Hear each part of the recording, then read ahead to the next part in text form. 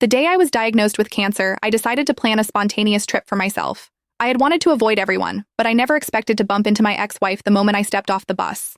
10 years had passed, and neither of us was the same as before. She had washed away the tattoo I'd drawn on her and was now dressed in designer clothes. I, on the other hand, had taken off my wedding ring and was now wearing a urinary catheter. We exchanged a few polite greetings, both of us tactfully avoiding any mention of the past. As we were about to part, Yvonne Grant suddenly spoke.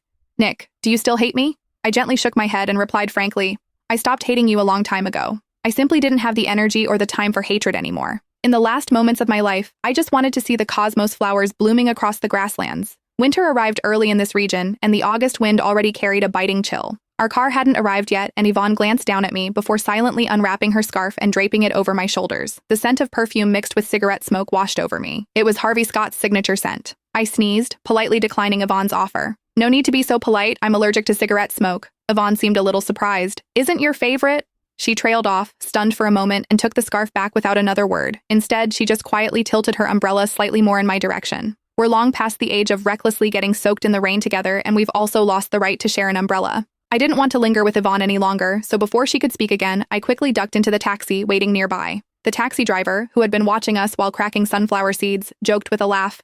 "Hey mate, looks like someone's trying to flirt with you. She's a pretty one. Aren't you going to consider it? She's been looking back at you ever since she left the station until you got into the car."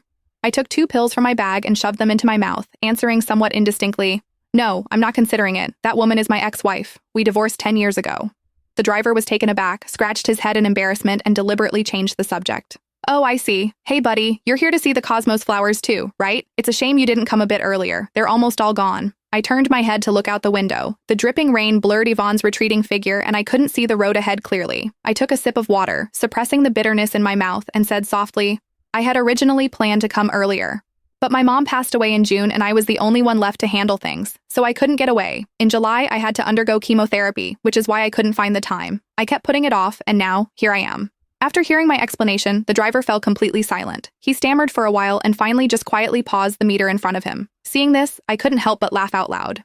"No need to be so polite, bro. Life and death are a matter of fate. I've long accepted that. The road is still long anyway. Let's chat."